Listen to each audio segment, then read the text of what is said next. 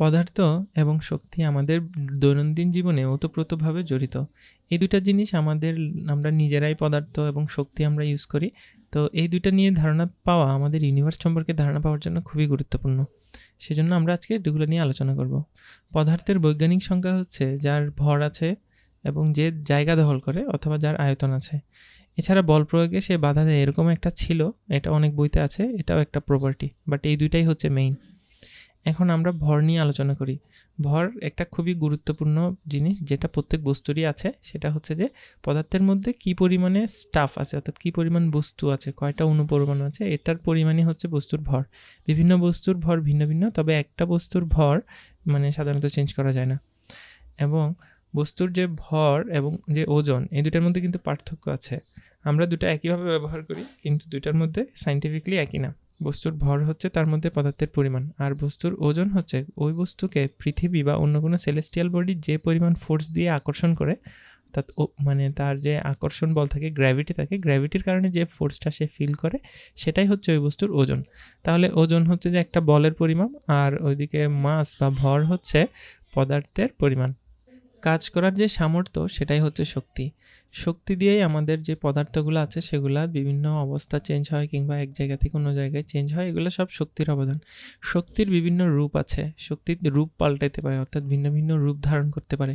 এখানে শক্তির কমন যে রূপগুলো সেগুলো দেওয়া আছে: যান্ত্রিক শক্তি, চৌম্বক শক্তি, রাসায়নিক শক্তি, আলোক শক্তি, সৌরশক্তি, নিউক্লিয়ার শক্তি, তাপ শক্তি, বিদ্যুৎ শক্তি, শব্দ শক্তি। আমরা আমাদের জীবনের বেশিরভাগ সময় কাটাই এই শক্তিগুলোর সাথে ইন্টারাকশনের মাধ্যমে। অর্থাৎ পদার্থ কোনো কিছু করতে চাইলে এই শক্তি দিয়েই করতে হবে। যেমন আপনি হাঁটতে চাইলে আমাদেরকে যান্ত্রিক শক্তি ব্যবহার করতে হবে। আবার এই হাঁটার জন্য যে শক্তিটা আমাদের লাগবে, সেটা আমরা খাদ্যের যে রাসায়নিক শক্তি আছে সেখান থেকে আমরা পাবো। আমাদের যদি একটা ফ্যান ঘোরাইতে হয়, তাহলে সেই শক্তিটা আমরা বিদ্যুৎ শক্তি থেকে পাবো। এছাড়া এভাবে বিভিন্নভাবে আমরা শক্তির মাধ্যমে আমাদের জীবনযাপন করি, এবং সব কিছুই চলে এই শক্তির মাধ্যমে। শক্তি হচ্ছে যে নির্দিষ্ট থাকবে, শক্তির কোনো সৃষ্টি বা ধ্বংস নেই। শক্তি শুধু এক রূপ থেকে অন্য রূপে রূপান্তর হতে পারবে। যেমন আমরা পারমাণবিক চুল্লিতে যদি আমরা বিদ্যুৎ উৎপাদন করি, সেই বিদ্যুৎটা ব্যবহার করে আমরা তাপ শক্তি, শব্দ শক্তি, আলোক শক্তি, যে কোনো কিছুতে আমরা রূপান্তর করতে পারি।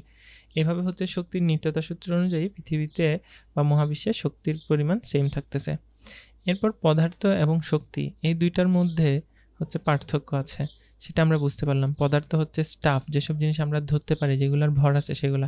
শক্তি হচ্ছে যে এমন একটা জিনিস যেটা পদার্থের মধ্যে কাজ করার সামর্থ্য যোগায়, কিন্তু এই জিনিসটাকে কিন্তু ধরা যায় না, ছোঁয়া যায় না, এটার ভরও নেই, এটার আয়তন নেই। এবার আমরা দেখি যে হচ্ছে মহাবিশ্বে আমরা যা কিছু দেখি, যা কিছু আমাদের মহাবিশ্বে আছে, সব কিছু হয়তো শক্তি অথবা পদার্থ, এই দুইটা জিনিসের মধ্যে যে কোনো একটা কিন্তু হবে। অর্থাৎ যেসব জিনিস আমরা দেখি, যেমন আমরা আমাদের বাসার মধ্যে জিনিসপত্র, ফার্নিচার দেখি, ফলমূল দেখি, আমাদের খাদ্য দেখি, গ্রহ, নক্ষত্র, গ্যালাক্সি, সবগুলাই কিন্তু পদার্থ। এবং এই পদার্থগুলা আমরা ধরতে পারি, এগুলার ভর আছে। আবার অন্য যে জিনিসগুলো আছে সেগুলো হচ্ছে শক্তি, যেমন আলো, যেমন শব্দ, এই জিনিসগুলোর কিন্তু কোনো ভর নাই, এগুলো কিন্তু কোনো জায়গা দখল করে না, এবং এগুলা এক রূপ থেকে অন্য রূপে রূপান্তরিত হয়ে আমাদের যে পদার্থগুলো আছে সেগুলোকে গাইড করতেছে।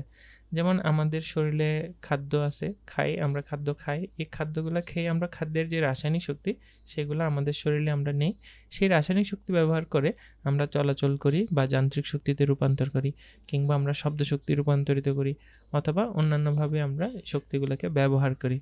তো এইভাবে পুরো ইউনিভার্সে পদার্থ এবং শক্তির মাধ্যমে আমরা আমাদের ইউনিভার্স সম্পর্কে অনেক ধারণা পাই।